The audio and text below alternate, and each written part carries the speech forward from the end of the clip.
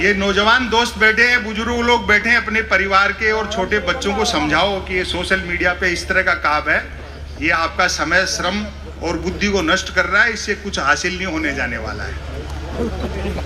दुनिया की कितनी भी एडवांस टेक्नोलॉजी हो, आप रोटी गूगल से डाउनलोड नहीं कर सकते।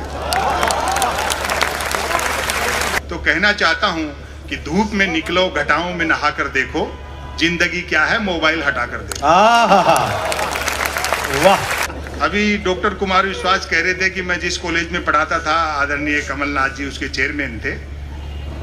इससे ये भी शुद्ध हुआ कि ये पढ़े लिखे हैं।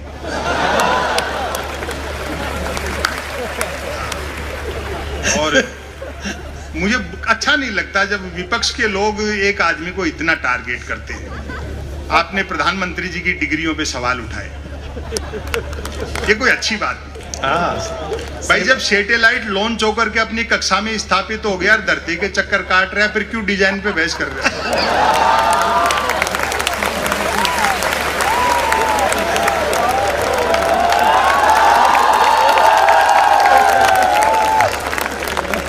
और वैसे भी डिग्री से अनुभव बड़ा होता है। कमाल है भाई। मैं ऐसे कई को जानता हूं जिन्होंने एजुकेशन लोन लेकर आईआईटी की थी, फिर उस लोन को चुकाने के लिए उनको आईटीआई करनी पड़ी।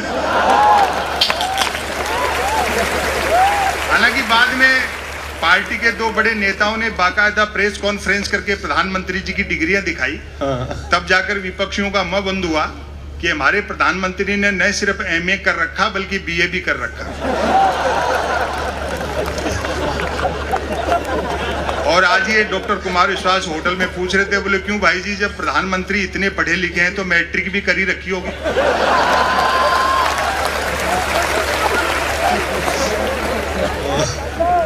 यही सब सटायर है। अभी महाराष्ट्र की भी चर्चा आई। दरअसल वो सेकंड की सुई जो है घड़ी की, वो मिनट वाली से आगे निकल रही थी। क्या बारीक है, वाह। लेकिन उसको पता नहीं था कि सेकंड वाली पूरा चक्कर काटती है, तब मिनट वाली थोड़ी सीख सकती है। और ये पहला मौका है मंत्री महोदय महाराष्ट्र में जब चौकीदार का पाला थानेदार से पड़ा।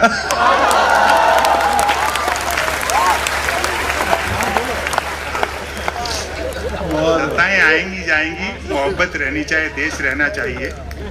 पाकिस्तान, चाइना, इन सब विषयों पे तो कर्नल साहब बोलेंगे, क्योंकि तो आमने सामने चेहरे से चेहरा मिला करके, आंखें से आंखें मिला करके लड़े हैं। मेरे लिए ये व्यंग के विषय नहीं है। भाई उस पाकिस्तान पर क्या लिखना, उसकी जितनी आबादी है उतने तो अपने 24 घंटे फ्री वाईफाई के चक्कर में 4G टावरों के नीचे बैठे रहते हैं। और चाइना से भी युद्ध हुआ तो इस बार आर पार की होगी, 62 वाला हिंदुस्तान नहीं है। हम जीतेंगे और उस खुशी में फिर चाइनीज पटाखे फोड़ेंगे। वातावरण में अजीब सा तनाव। विकास का एजेंडा कह करके आए थे, कुर्सी मिलते एजेंडे के विकास में लग गए। और सवाल खड़े करो तो जूता निकालते। कई तो भक्त इतने गुस्से में रहते हैं कि जिसको पीटने दौड़ते हैं उससे आगे निकल जाते हैं।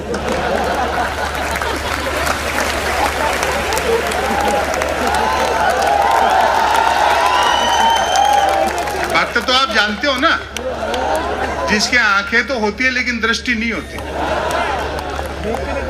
वो अंध भक्ति में इतना डूबा रहता है कि हर पत्थर को देवता मानता है। वो एक भक्त तो माइल स्टोन को देवता समझ करके नारियल चढ़ा रहा था। तो किसी ने उसको समझाया, बोले भाई अकल से काम ले, जो कि नहीं थी। बोले जिसको तुम देवता समझ रहे हो वो माइल स्टोन है, वो अंध भक्ति में डूबा था। बोले नहीं, ये साक्षात देवता है। देखो इसने यहीं से बता दिया है कि दिल्ली 250 किलोमीटर।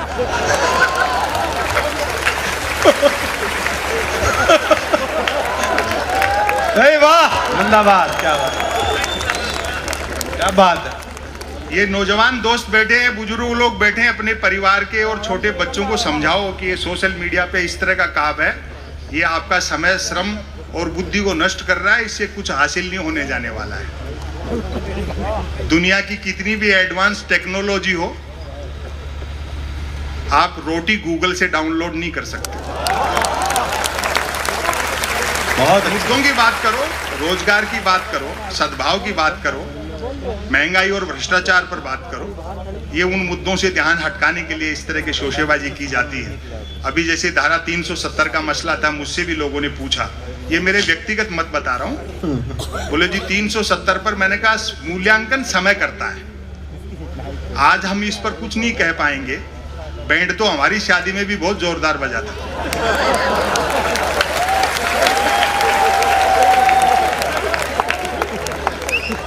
अभी एनआरसी का मसला है, मैं समझता हूं कि अगर वो शरणार्थी हैं चाहे घुसपैठिए हैं, धर्म के आधार पर किसी के साथ भेदभाव इस देश की हजारों साल की परंपराओं के विरुद्ध है।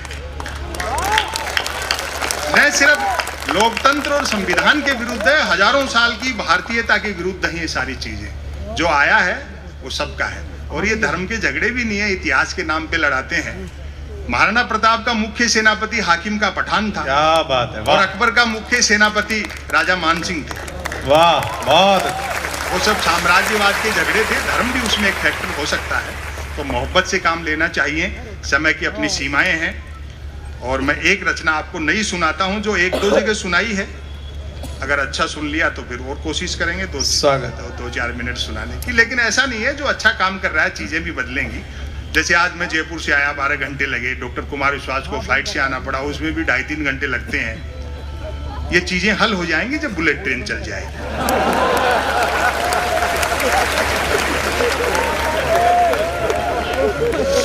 और हम तो सुनते हैं कि बुलेट ट्रेन का किराया भी कम होगा और वो सवारियां लेने भी घर घर जाएगी। और गुजराती दिमाग लगाया प्रधानमंत्री ने, जापान के प्रधानमंत्री से बुलेट ट्रेन के लिए कर्जा भी 50 साल के लिए मांगा है। वो जानते हैं 50 साल बाद न देने वाले बचेंगे न लेने वाले बचेंगे। और इसी शहर के शरद जोशी जी ने एक बड़ी अच्छी बात कही, हम भारतीयों को वह व्यक्ति उधार दे जिसका पुनर्जन्म में विश्वास हो। भाई दिवे 50 साल बाद किसी जापानी को अपना कर्जा याद रह गया तो वो जैसे ही मांगने बंबई उतरेगा, अपन उन्हीं की बुलेट ट्रेन में बैठ के अहमदाबाद निकल लेंगे।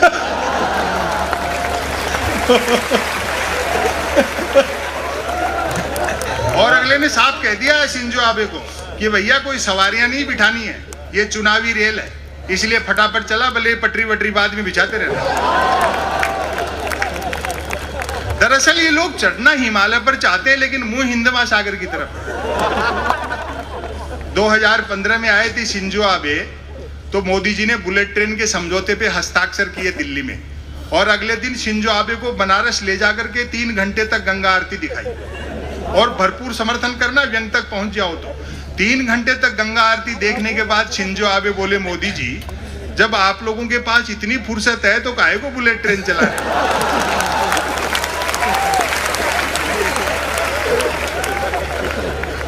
सोशल मीडिया ने भी ऊधम मचा रखा है। ऐसा नहीं लगता कि हम उसका इस्तेमाल कर रहे हैं, अब लगता है जैसे वो हमारा इस्तेमाल कर रहा है। निदा फाजली साहब की 2 पंक्तियां हैं, उनमें अगर शेर थोड़ा इधर उधर करूं तो कहना चाहता हूं कि धूप में निकलो, घटाओं में नहा कर देखो, जिंदगी क्या है मोबाइल हटा कर देखो। वाह। मैं बधाई देना चाहता हूं मध्य प्रदेश शासन को कि इस अवसर के बहाने आपने इतने लोगों को घरों से निकाला, वरना तो सब उसी में लगे रहते। घरों से निकलिए, प्रजातंत्र के जो मुख्य उद्देश्य हैं और जो मूल्य हैं उनको पहचानिए, अड्डेबाजी कीजिए, एक दूसरे से मिलिए, क्योंकि आदमी लैंग्वेज से सीखता है, उससे कहीं ज्यादा बॉडी लैंग्वेज से सीखता है। बहुत अच्छा, बहुत। पता नहीं से सोशल मीडिया क्यों कहते हैं। हजारों किलोमीटर दूर बैठे आदमी तो हम चैटिंग से जुड़ना चाहते हैं, लेकिन बस ट्रेन फ्लाइट में सफर करते हैं तो कोशिश रहती है बराबर वाली सीट खाली रहे। आए, क्या बात है।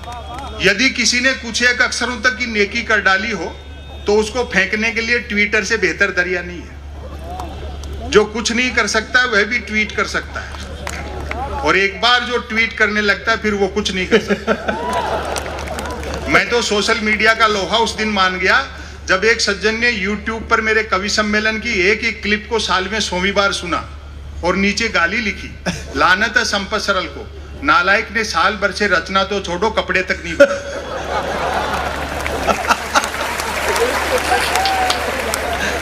टेक्नोलॉजी से फॉर्मेट बदला है, पाखंड वही है। आए, वाह, क्या बात है। पहले देवी देवताओं के 16 पोस्ट कार्ड लिखते थे, आजकल देवी देवता का फोटो डाल करके 16 शेर मांगते। अपनी समस्या से संबंधित कोई भी देवी देवता गूगल से डाउनलोड करो, अपनी मनोकामना लिख करके सोशल मीडिया पे छोड़ दो। घंटे आध घंटे में तो ऐसा वायरल होगा कि आपका देवी देवता नई मनोकामना के साथ आप ही के पास आ जाएगा। और एक आ गई है सेल्फी। क्या आत्ममुग्धता का दौर है साहब। कैमरे का फ्रेम दिखते आदमी जिराफ हो जाता है। मैं तो देखता हूं कई महिलाएं हर 10, 15, 20 मिनट में अपनी सेल्फी ले लेकर के सोशल मीडिया पे अपलोड करती रहती है। आपको सच बताऊं, उन सुंदरियों के चेहरे देखकर मेरे मन में वही भाव आते हैं जो कभी दर्पण में पद्मनी का चेहरा देख करके अलाउद्दीन खिलजी के आए होंगे। और अब आपकी तालियां उठेंगी, कितने धोखे का संसार है। वही सुंदरियां मुझे आमने सामने साक्षात मिल गई, बड़ा धोखा हुआ। जिनको पद्मनी समझता रहा वो तो खुद अलाउद्दीन खिलजी निकले।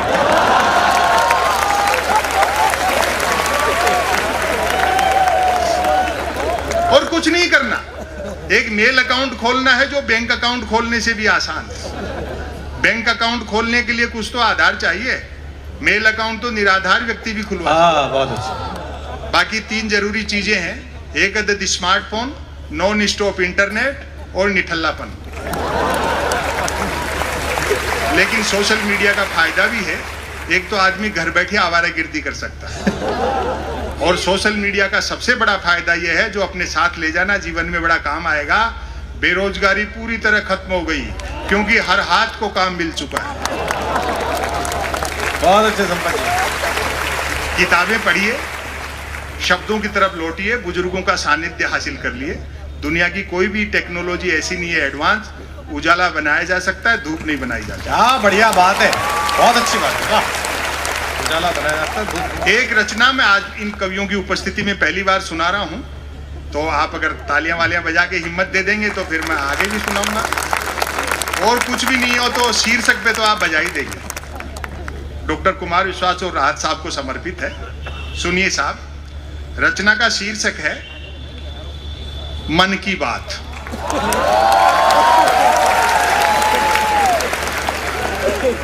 इसी शहर के शरद जोशी जी थे, वो प्रोज पढ़ते थे अंग्रेजी में, हिंदी में जिसको गद्य कहते हैं, उर्दू में नस्र कहते हैं। बाकी सब आपको कविताएं शायरी सुनाएंगे। मैं अकेला आदमी गद्य पढ़ता हूँ। शरद जी के शहर के लोग किसी शब्द को कैसे उठाते हैं, मैं आपकी मोहब्बत चाहता हूँ। सुनिए साहब, मन की बात। कोई कुछ भी बात करे, बात कुल 2 ही प्रकार की होती हैं, एक काम की बात और दूसरी मन की बात। यदि आप मेरी इस बात से सहमत नहीं हैं तो फिर आपकी अलग बात है। तालियां कमजोर थी। यूं तो बात काम की हो या मन की होती, दोनों बात ही हैं। अब आपकी फिर मोहब्बत मांगता हूं। यूं तो बात काम की हो या मन की होती, दोनों बात ही हैं, लेकिन दोनों में बेसिक डिफरेंस ये होता है कि काम की बात में मन नहीं होता और मन की बात में काम। असल में तो मन की बात की ही इसलिए जाती है ताकि काम की बात नहीं करनी पड़े। मन की बात कुछ कुछ वैसी ही होती है जैसे सदैव 2 व्हीलर चलाते रहने वाले के कभी कार हाथ लग जाए तो वह खाली सड़क पर भी हॉर्न बजाते हुए चलता है।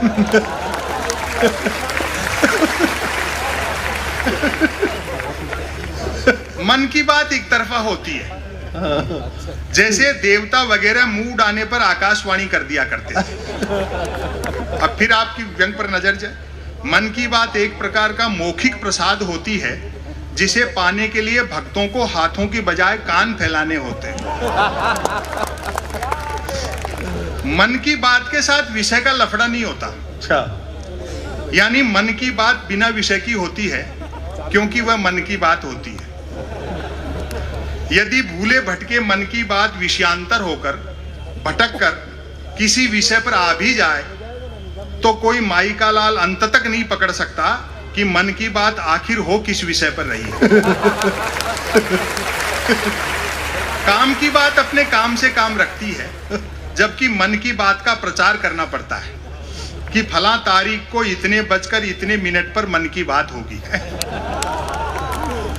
पता लगते ही मन की बात को ही काम की बात मानने वाले उछल पड़ते हैं। वाह, मजा आ गया, फला तारीख को इतने बजकर इतने मिनट पर काम की बात होगी। काम की बात सुनी न जाए तो अच्छी खासी काम की बात भी मन की बात होकर रह जाती है, जबकि मन की बात को सुनने वाले मिल जाएं तो बात कोरी मन की बात होने के बावजूद बड़े काम की बात बन जाती है। अच्छा है, अच्छा है। अब ध्यान से सुनिए। हाँ। वैसे सुनने वाले न मिले तो मन की बात दीवारों से भी की जा सकती है, क्योंकि मन की बात करने वाले ने सुन रखा होता है कि दीवारों के भी कान होते हैं। अच्छा है, अच्छा है, क्या मुहावरा और है। अब मैं जो व्यंग कह रहा हूं, एक भी हाथ खामोश न रहे, क्योंकि दीवारों भी कई कान होते हैं, बल्कि वह तो यह तक मानकर चलता है कि जिनके कान होते हैं वे दीवार ही होते हैं। अच्छा है। मन की बात अक्सर शुरू यहां से होती है, भाइयों और बहनों। बस इतना सुनते ही मन की बात के मुरीद भाई बहन सांस रोककर मन की बात ऐसे सुनने लगते हैं मानो सुनने के लिए जिंदगी में अब सिर्फ यही काम की बात बची है। काम की बात करने से बचने की एकमात्र तरकीब है कि तुरंत मन की बात शुरू कर दी जाए।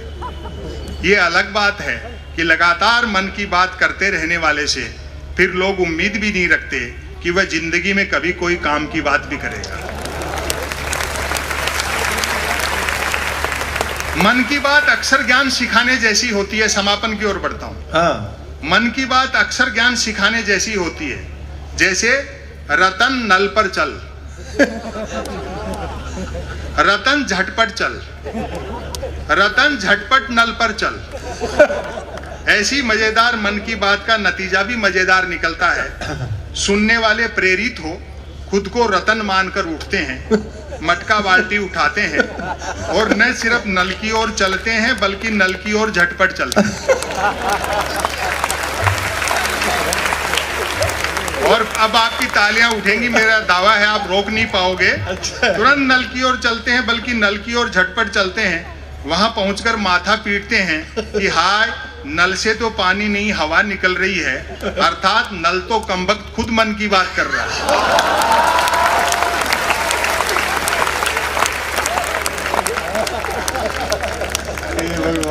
श्रोताओं के इस रिएक्शन से प्रभावित होकर मन की बात करने वाला तुरंत अपनी अगली मन की बात शुरू कर डालता है। रतन घर पर चल, रतन झटपट चल, रतन झटपट घर पर चल। मन की बात करने वाला अनजाने में भी काम की बात नहीं करता। वह जानता है कि काम की बात करने से सब काम में लग जाएंगे, तो फिर मन की बात कौन सुनेगा। अब मैं इस लेख का समापन कर रहा हूं। समापन पर तालियां बजा देना, वरना इसी को फिर शुरू कर सकता हूं। क्योंकि मन की बात का कोई भरोसा नहीं है कब शुरू हो जाए। बड़ी मोहब्बत दी। अतः अंत में मैं फिर दोहराना चाहूंगा कि कोई कुछ भी बात करे, बात कुल दो ही प्रकार की होती हैं, एक काम की बात और दूसरी मन की बात। यदि आप मेरी इस बात से सहमत नहीं है तो फिर आपकी अलग बात है।